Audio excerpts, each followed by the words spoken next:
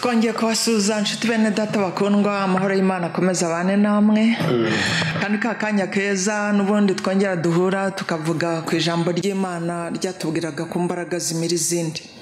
Izo mbaraga rero iyo tumaze kuzakira arizo mbaraga z'umwuka wera ziratubashisha, zikatubashisha gukora iby'ubutwari, no zikatubashisha no kwitegura gusanganira umwami wacu, kuko turi mu rugendo.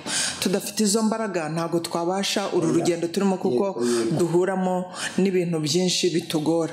Uyu munsi rero tugiye kureba n'ubundi tumaze kwakira izo mbaraga, tugiye kureba ku ijambo, ku nsanganyamatsiko ivuga ngo tube maso kugira ngo tubashe gusanganira umwami wacu.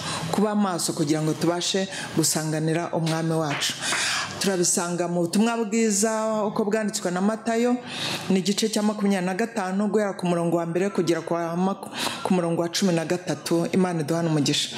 By'umwihariko nanone turi kumwe n'umukozi w'Imana Pastor Munezero. Ubushize niwe twari kumwe, n'ubu yashimye ko twongera kubana kugira ngo adufashe tubashe kuba maso. Pastor, turakwakire, karibu. Imana iguhe umugisha. Murakoze. Imana yera rwose turakwakiriye. Umuryango uvuga butumwa rihembura imitima, hembura imitima y'abantu batureba badukurikiye. Isi yose iratureba, isi yose irifuza imbaraga, isi yose irashaka kuba maso. Niki twakora mu gihe nk'iki tubona ko umwami wacu ari hafi kuza? Niki twabwira abantu batwumva? Imana iduhana umugisha. Karibu rero uhembura imitima y'abantu batwumva. Turabashimiye. Imana ibahereza umugisha. Amen. Twongeye kugaruka, kandi uyatagaye aragaruka. Yego. Kandi n'abaduteze amatwi, tumaze iminsi tubatekeye ibyo kurya, nimuze munywe kandi murye ku buntu. Izina ni ryarindi ni Pastor Munezero. Mfite inzara n'inyota yo kuvuga kugaruka kwa Yesu. Nuko nkabwira abantu ngo babe maso kugira ngo atazaza agasanga basinziriye. Yego. Ariko abantu bambabaje cyane cyane n'abakoreye Imana, bagashaka amavuta nk'aba bakobwa 10, amavuta akabarushya, bakayabika, bakarara amajoro, alafe umukwe yaza kwihereza agasanga niho amavuta bashiraye, bakajya muri rubanda kandi bararusha. Mwakoze gutegura insanganyamatsiko, abera barabatashya kandi. Amen. Bene data munteze amatwi rero, twasoma ibice 25 tumwabwiza uko bwanditswe na Matayo, umurongo ni wa 13. Haravuze ngo nuko mube maso kuko mutazi umunsi n'igihe. Nuko mube maso kuko mutazi umunsi cyangwa igihe. Ndasubiramo, nuko mube maso kuko mutazi umunsi cyangwa igihe. Ndagira ngo tubanze dusenge, ariko tutarasenga hari irindi twasoma naryo ryafatanya n'iri bifashe imitima yanyu. Urwandiko rwa mbere Paulo yandikiye abikorinto, ibice 10 umurongo wa 12. Urwandiko rwa mbere Paulo yandikiye abikorinto, ibice 10 umurongo wa 12. Nuko rero uwibwira ko ahagaze yirinde atagwa. Imana ibahereza umugisha. Nuko rero uwibwira ko ahagaze yirinde atagira ute? Atagwa. Nuko mube maso kuko mutazi umunsi cyangwa igihe. Umunsi n'igihe bitaniye. Umwami adufashe kandi atugire neza. Uyu Kristo araturebera. Uyu Kristo atubarira iminsi. Uyu Kristo amenya ibizatubaho. Iyo turebye mu batubanjirije, dufite abantu bateye agahinda, bikaba bitumye tubwira isi ngo nayo ibe maso. Itazakora hagahembwa abandi, itazasenga hagasubizwa abandi, itazaririmba hagahembwa abandi, itazavuga ubutumwa hagahembwa abandi. Ba maso kuko utazi umunsi cyangwa igihe. irya kabiri avuze ngo uhagaze, yewe uhagaze mu mavuta, yewe uhagaze imbere y'intama, yewe uhagaze mu mwuka, yewe uhagaze mu buhanuzi, yewe uhagaze kuri stage, yewe ugezweho abwiriza, yewe wamamaye we, yewe ukomeye mu byo agakiza, yewe washinze amatorero menshi, yewe wabatije igihumbi. wirinde, irinde utagwa izo wabwirije zikagenda. Binteye kumanza nasenga kugira ngo tuzasangire imigisha. Nsengeye abanyumva, nsengeye abazanyumva, nsengeye abanteze amatwi, ndisengeye nanjye kugira ngo abarabyumva nanjye ubwanjye tuzasangira ijuru. Mpagaritse imbaraga z'imyuka mibi, icyagusha abera cyose ngikujeho imbaraga zawe mu izina ryawe Yesu, urakoze, amen.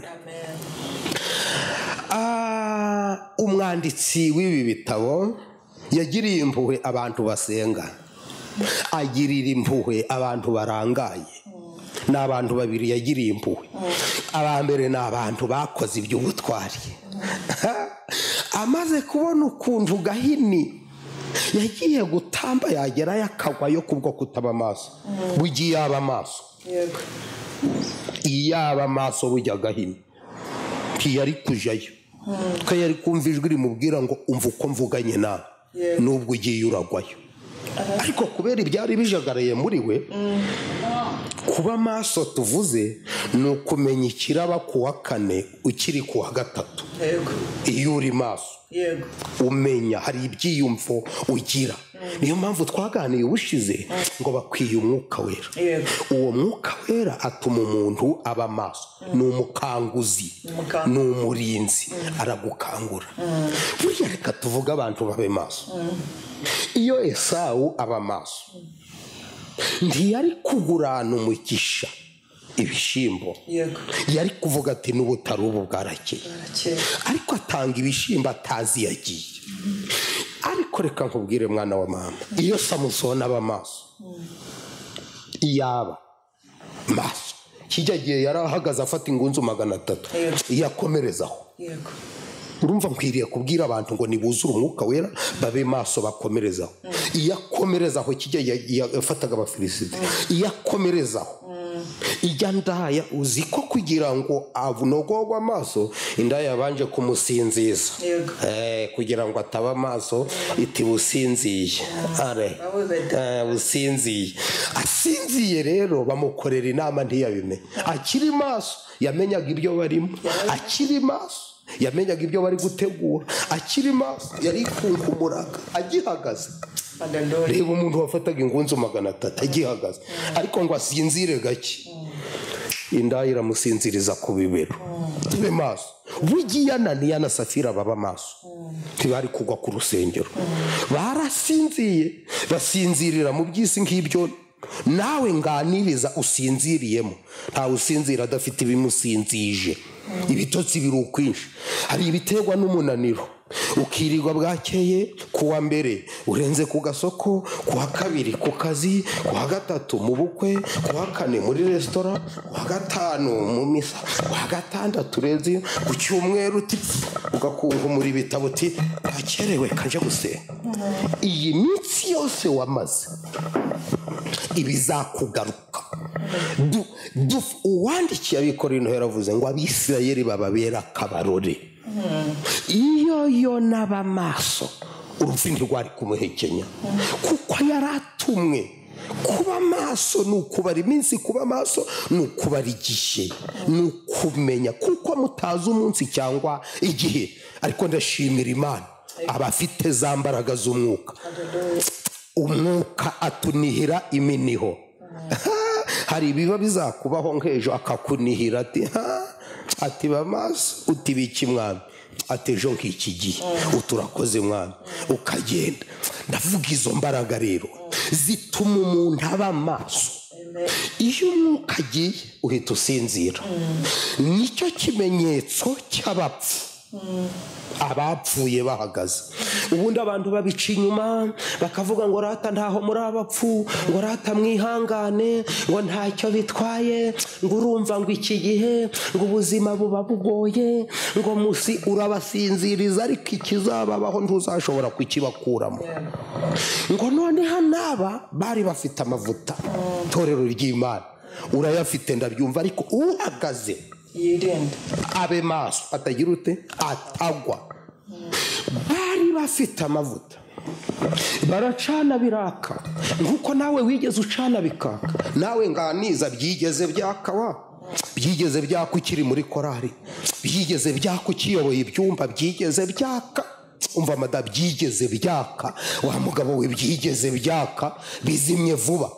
Ariko ikituzanye kukuburira ni ukuvuga ngo ba maso ubigarurire hafi, amazi atararenga iki inkombe.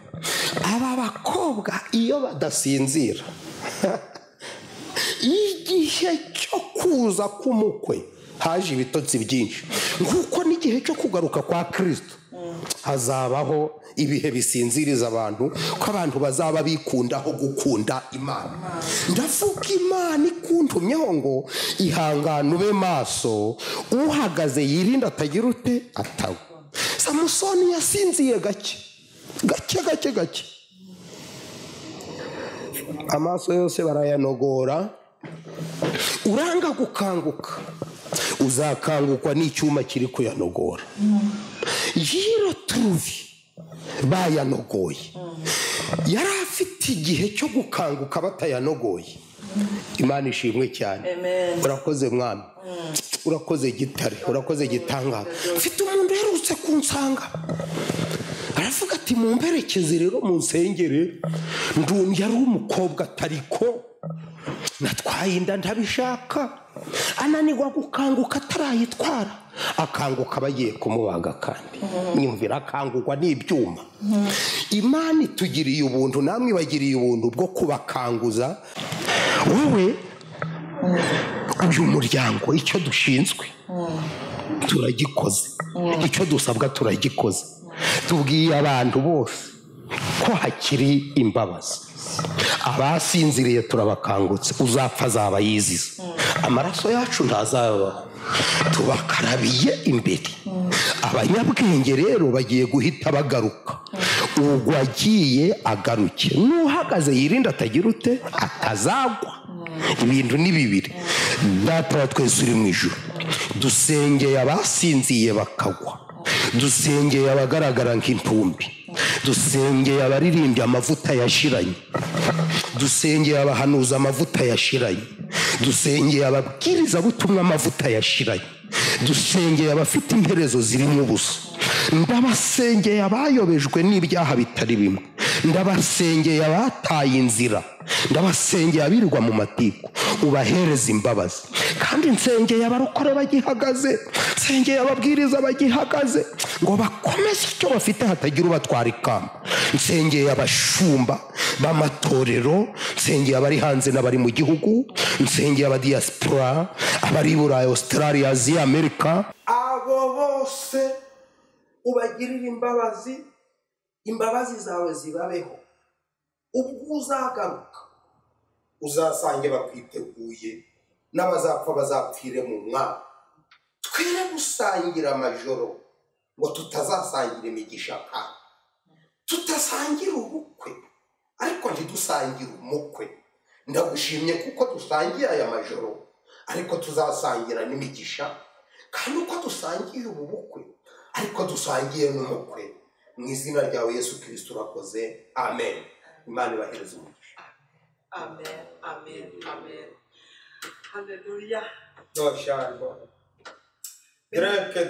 Aya magambo yari meza bene data, ku buryo umuntu yumvaga yagumya kuyumva, uko nayumvaga nuko nanjye nakangukaga. Uko yababwiraga nawe niko yibwiraga nanjye niko nibwiraga. Twese dusabe kugira ngo uyu mukwe azasange turi mu maso. Mu by'ukuri aba bakobwa bose bari baryamye kimwe, bagiye gusanganira kimwe, bari biteguye kimwe, ariko imbere ntabwo bari bamwe, amavuta ntabwo yari amwe. Imana iduhana umugisha. Asoje avuga ati reka uko dusangiye amajoro ariko tuzasangira imigisha yego reka uko dusangiye ubukwe ariko dusangira n'umukwe amen Imana tugire neza bene data iki ni ikintu gikomeye namwe mutekereze kugira ngo umukwe mu gicuku bigere ngo umukwe araje bantu biro turuve nta mavuta bafite batangira kujya kuyashaka Imana iduha umugisha rero aka ni akanya umwuka wera aba yongeye kudukopeza aka ni akanya umwuka wera bavuga ati ngaho turamwongera kubyuke noneho mwongere mwambara imbaraga Imana tukanamugisha amen ngaho nimutekereze kugira ngo umukozi w'Imana abe nyabihu aje kugira ngo atubwire ijambo ry'Imana akarabye rero Imana iduha ni ukuri n'umuryango w'ivugabutumwa ihembura imitima hirya y'ubutumwa nta kindi usibye guhembura Imana iduha hanyuma y'ibyo twese tuzabona umugambi twese tuzahora dusangire umukwe dusangire byose n'ibirori n'imigisha tuyisangire byose tuzahora tukiri mu isi dusangire imigisha kuri wa munsi tugiye mu ijuru dusangire umukwe haleluya hari umukwe natwe turabagire ya magambo twavuze tuzabone Mose na Eliya tuzabona Abrahamu tuzabone n'abandi batubanjirije hanyuma bashobora kuzikenera hanyuma rero abadukenera uyu mukozi w'Imana nimero ye 078 yego 21 20 kuri WhatsApp ni 078 666 89 232 mbifurije kuba maso yego nimero za Yerazo muraza kuzibona kuri channel yacu kandi n'ukuri nawe hari kimana ikubwiye hari icyo wakora kugira ngo utere inkunga uyu murimo w'Imana ntabwo biba ari ugusaba ahubwo no kuvuga ngo mureke twese twubakane ubwami bw'Imana kuko wabikora utabikora muzakomeza kandi nawe ingororano wayibona Imana ntacyo gusa inyungu dusangiye umukwe haleluya dusangiye umugisha rero akaryoshye nikaguma mu matama reka n'ubundi tuzasubira Yesu aduha umugisha udutangire intashyo urugo nabo no kwitorera turabyemeye Imana mwese rero abari mu Rwanda bari hanze mwese Imana iduha umugisha tuzahure mu bwami bwo mu ijuru amen